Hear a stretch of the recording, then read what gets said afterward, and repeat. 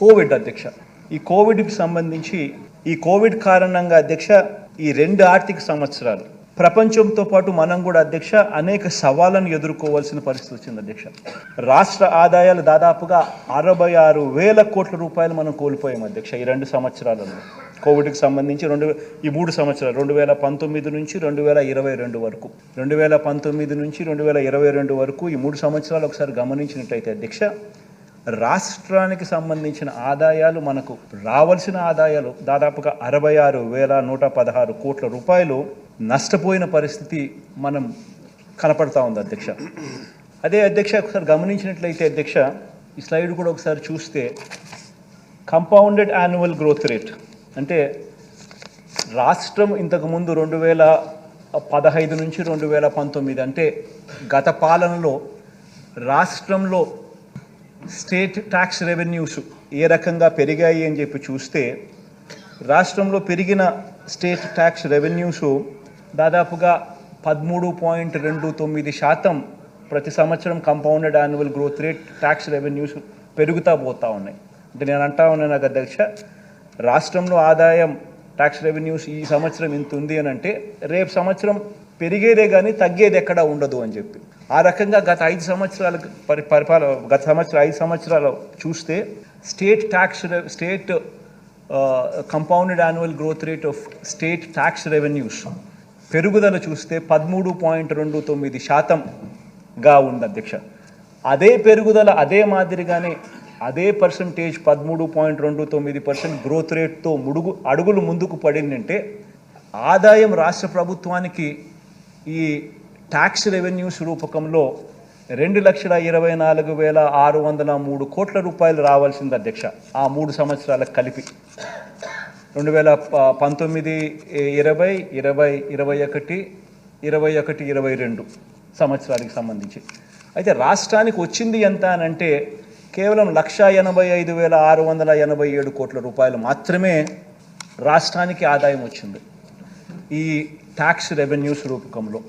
అంటే రాష్ట్రం ఈ 3 సంవత్సరాలలో నష్టపోయినది ట్యాక్స్ రెవెన్యూస్ రూపకంలో కోవిడ్ మహమ్మారి వల్ల 38,916 కోట్ల రూపాయలు రావాల్సిన ఆదాయంలో రాష్ట్రం నష్టపోయిన పరిస్థితులు అక్కడ కనిపిస్తూ ఉంటే, రెండో వైపున గమనించినట్లయితే అధ్యక్ష, compounded annual growth rate central గవర్నమెంట్కి కూడా వాళ్ళ ట్యాక్స్ రెవెన్యూస్ కూడా ఏదైతే పెరుగుదల 12.76% పెరుగుదలతో వాళ్ళకు గత 5 సంవత్సరాలలో వాళ్ళకు ఉంటే, వాళ్ళకు కూడా ఇదే మాదిరిగానే దెబ్బపడి వాళ్ళు స్టేట్ గవర్నమెంట్స్కి ఇచ్చే డెవల్యూషన్స్ కూడా వాళ్ళు కూడా ఇవ్వలేకపోయారు.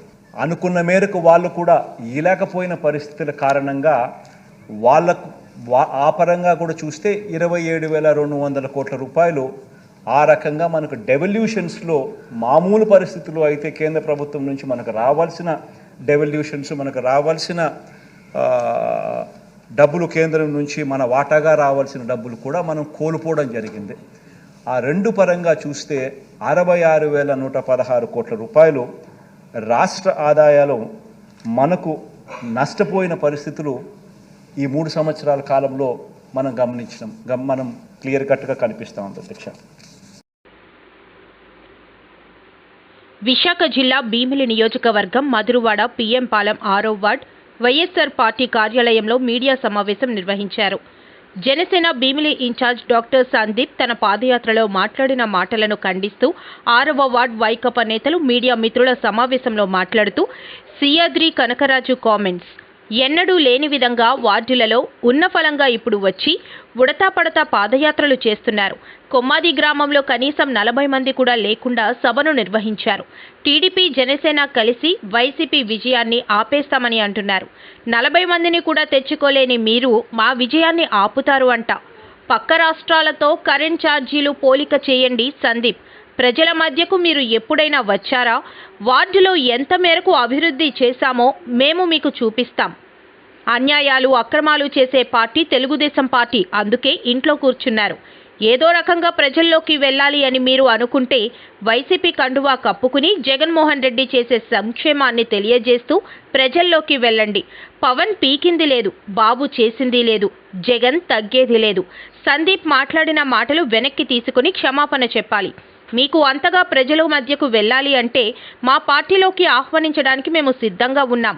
ఈ కార్యక్రమంలో కనకరాజు, ఎల్లాజీ, సంజీవ్, రమణ, వార్డు నాయకులు తదితరులు పాల్గొన్నారు. 24 ఎలక్షన్లో తెలుగుదేశం పార్టీ, జనసేన పార్టీ కలిపంట వైఎస్ఆర్సీపీని గిర్రా తిరుగుతున్న ఫ్యాన్ని ఆపేస్తామని అవాకులు చవాకులు పేలుతున్నారు. అరే 40 మంది కూడా తెచ్చుకోలేనటువంటి మరలా ఈ పాదయాత్రకు మద్దతు తెలుగుదేశం 40 మందిని కూడా తెచ్చుకోలేనటువంటి స్థితిలో ఉన్నవాళ్ళు 151 సీట్లు ప్రజలు ఆశీర్వదించి జగన్మోహన్ రెడ్డి గారికి ఇస్తే వీళ్ళని కొట్టే దమ్ము వాళ్ళకుందా? ఈ సభాముఖంగా ప్రశ్నిస్తున్నా.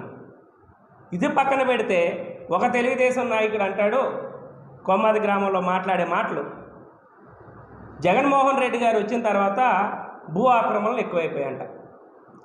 మరి జగన్మోహన్ రెడ్డి గారు వచ్చినప్పుడు పెట్రోల్ రేట్లు పెరిగిపోయాయంట. జగన్మోహన్ రెడ్డి గారు వచ్చేటప్పుడు పప్పుల రేట్లు పెరిగిపోయాయంట. బుద్ధు జ్ఞానం ఉందా?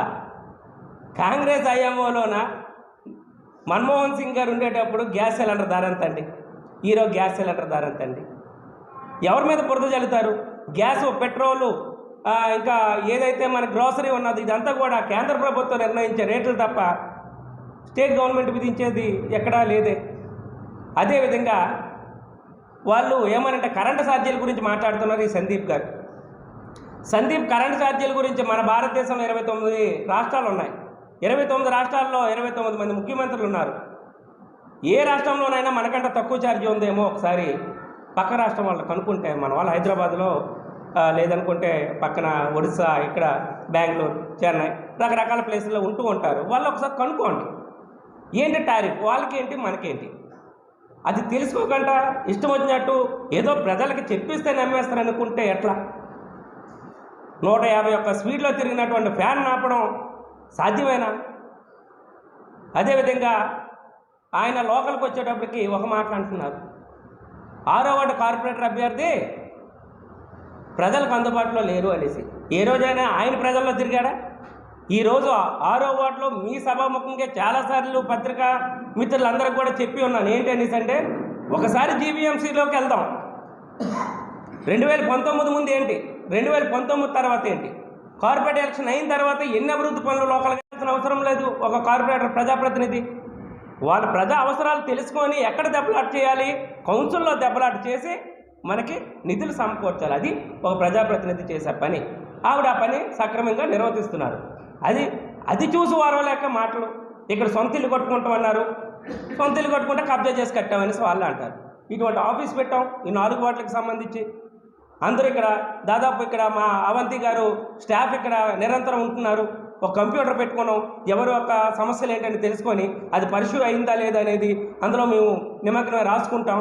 లేదనుకుంటే సంబంధిత అధికారులకి ఏ విధంగా దీన్ని చేరవేయాలని చెప్పేసి రిప్రజెంటేషన్ అనేది ఏ విధంగా వెళ్తుంది, ఏ విధంగా దాని పరిష్కారం అవుతుంది అనే విషయాలు తెలుసుకోవాలి తప్ప ఇట్లా బురద జల్లే ప్రయత్నాలు చేయకూడదు. మా అవంతి గారి గురించి మాట్లాడుతున్నారు, కబ్జాదారులంట. ఏమయ్యా, గతంలో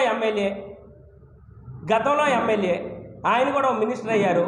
ఆయన చేసే పని ఏంటి అందరికీ తెలుసు, ఏమేమి చేశాడా అనేది.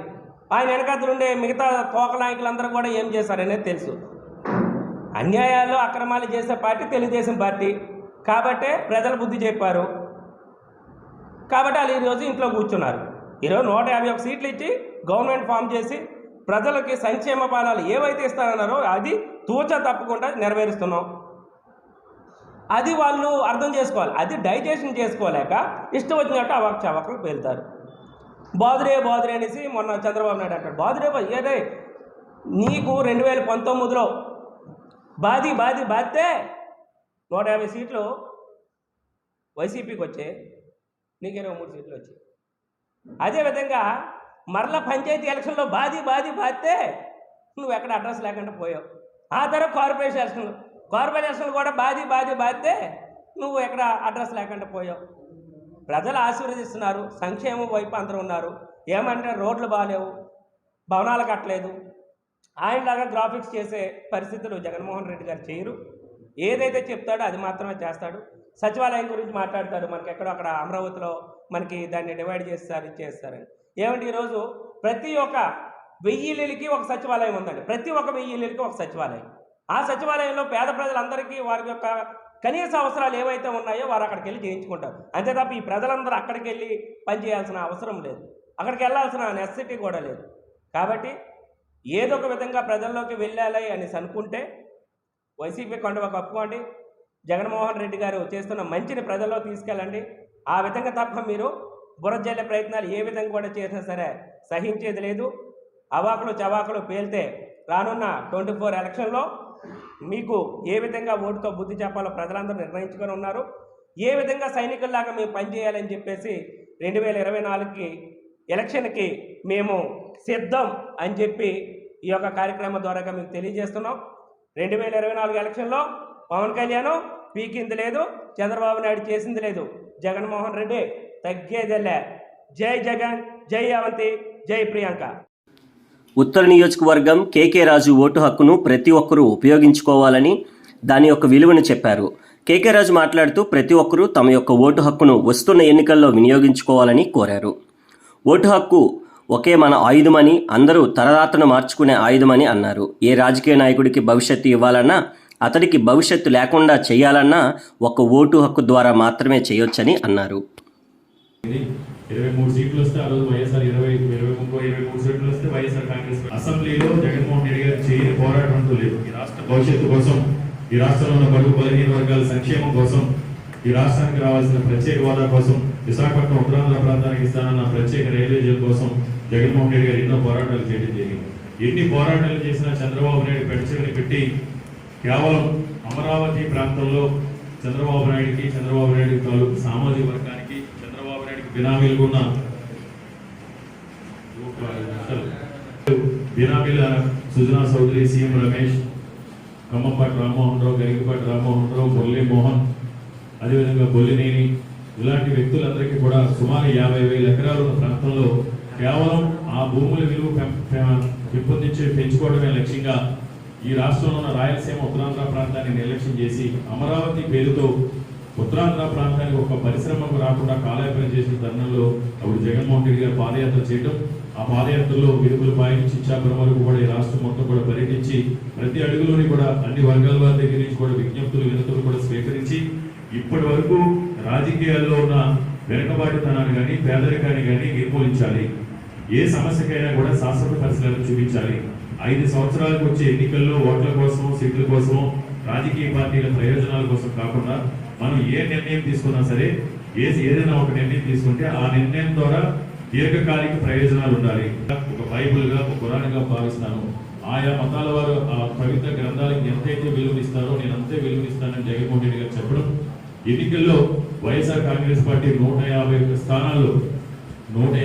స్థానాల్లో వైఎస్ఆర్ కాంగ్రెస్ పార్టీ అధికారంలోకి రావడం, 86% సీట్లు 51% ఓట్లతో వచ్చిన తర్వాత ముఖ్యమంత్రిగా ప్రమాణ స్వీకారం చేసిన మొదటి క్షణం నుంచి ఈ క్షణం వరకు కూడా ఇచ్చిన మాటికి కట్టుబడి ఈరోజు సిద్ధశుద్ధితో, నిజాయితీతో, నిబద్ధతతో ఏ విధంగా జగన్మోహన్ రెడ్డి గారు సుపరిపాలన అందిస్తున్నారో మనం చూసాం. ఈ సుపరిపాలన అందించే క్రమంలో ఎన్నికలకు ముందు కూడా ఆయన చెప్పడం జరిగింది, మన ప్రభుత్వం, మనందరి ప్రభుత్వం, వైఎస్ఆర్ కాంగ్రెస్ పార్టీ ప్రభుత్వం అధికారంలోకి వస్తే సంక్షేమ విషయంలో కానీ, అభివృద్ధి విషయంలో కానీ కులం చూడడం, మతం చూడడం, పార్టీలు చూడడం, ఎక్కడా కూడా పక్షపాతం లేకుండా అర్హతనే ప్రామాణికంగా తీసుకుని నిజాయితీగా, నిష్పక్షపాతంగా సంక్షేమ పథకాలన్నీ కూడా అందిస్తామని జగన్మోహన్ రెడ్డి గారు చెప్పడం జరిగింది.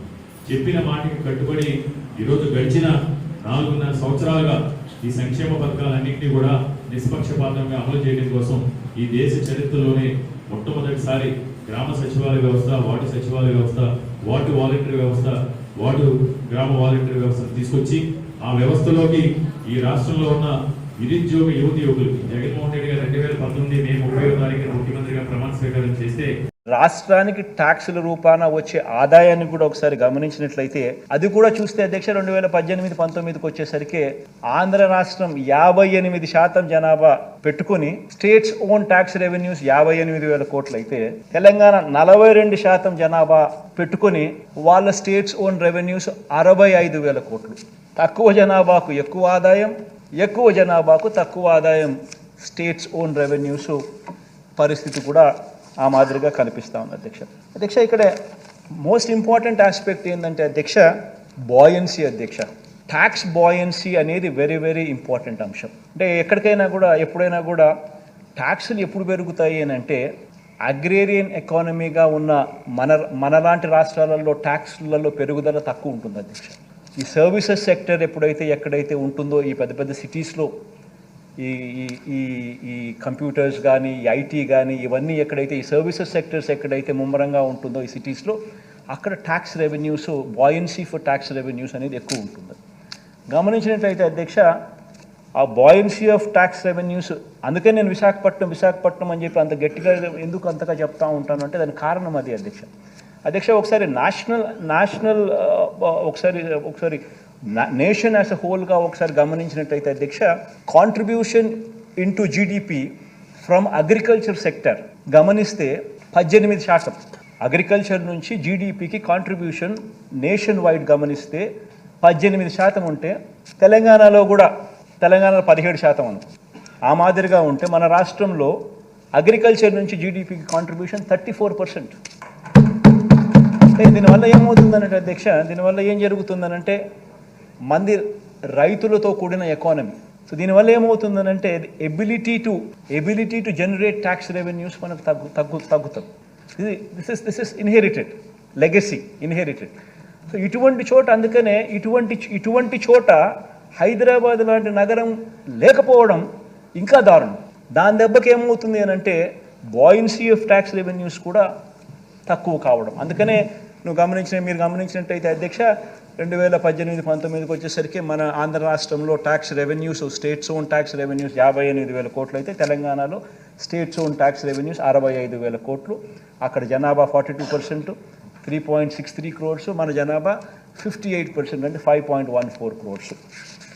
ఇటువంటి ఈ లెగసీ ఎంత దూరం తీసుకొని పోతుందని అంటే అధ్యక్ష, ఈ 58% జనాభాకు స్టేట్స్ ఓన్ ట్యాక్స్ రెవెన్యూస్ 58,000 కోట్లు, ఈ 42% జనాభాకు స్టేట్స్ ఓన్ ట్యాక్స్ రెవెన్యూస్ 65,000 కోట్లు కలెక్ట్ చేసే పరిస్థితిలో ట్రాన్స్లేట్ చేస్తే అధ్యక్ష, రాష్ట్ర ప్రభుత్వం ఈ విభజన వల్ల నష్టపోయింది ఎంత అని అంటే సంవత్సరానికి 13,000 కోట్ల రూపాయలు ఆదాయాల పరంగా మనం నష్టపోయిన పరిస్థితి క్లియర్గా కనిపిస్తూ ఉంది అధ్యక్ష. మనం చేయని అప్పును మనం చేసినట్టుగా, తాను చేయని అభివృద్ధిని తానే చేసినట్టుగా మాట్లాడడం నిజంగా ఎంత మటుకు ధర్మం అని చెప్పి కూడా ఈ సందర్భంగా ఈ సభ ద్వారా నేను అడుగుతాను అధ్యక్ష. అంతటి ప్రతికూల పరిస్థితిలో కూడా అధ్యక్ష, ఎంతో చిత్తశుద్ధితో, ఎంతో పట్టుదలతో, ఎంతో నిబద్ధతతో అధ్యక్ష, రాష్ట్రంలో రైతన్నలకు, రాష్ట్రంలో పిల్లలకు, రాష్ట్రంలో అక్క చెల్లెమ్మలకు, రాష్ట్రంలో అవ్వాతాతలకు, రాష్ట్రంలోని సామాజిక వర్గాల సంక్షేమం కోసం అడుగులు ఏ రకంగా ముందుకు వేశామో ఈ 5 సంవత్సరాల మన పరిపాలనే ఒక నిదర్శనంగా హిస్టరీ విల్ ఆల్వేస్ రిమెంబర్ అని చెప్పి కూడా ఈ సందర్భంగా నేను చెప్తాను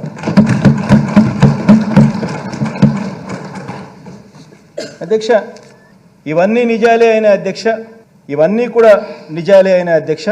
కేంద్ర ప్రభుత్వం నుంచి వస్తాయన్న నిధులు ఆశించినంతగా రాకపోయినా అధ్యక్ష, బాబు చేసిన వల్లమాలిన అప్పులను, ఆ అప్పులకు సంబంధించిన వడ్డీలు అసలు కట్టుకుంటూ కూడా అధ్యక్ష, మరో వంక కోవిడ్ కారణంగా దాదాపు 2 ఆర్థిక సంవత్సరాలు పూర్తిగా ఆదాయాలు తగ్గి ఖర్చులు పెరిగిన పరిస్థితులు ఉన్నప్పటికీ అధ్యక్ష, ఏ కారణము చూపించలేదు. ఇవన్నీ కారణాలు ఉన్నాయి అని చెప్పి ఎగరగొట్టడానికి అన్ని కారణాలు చూపించి ఏది కూడా ఎవరికి కూడా మంచి చేసే విషయంలో ఎక్కడా కూడా ఎగరగొట్టలేదు అధ్యక్ష.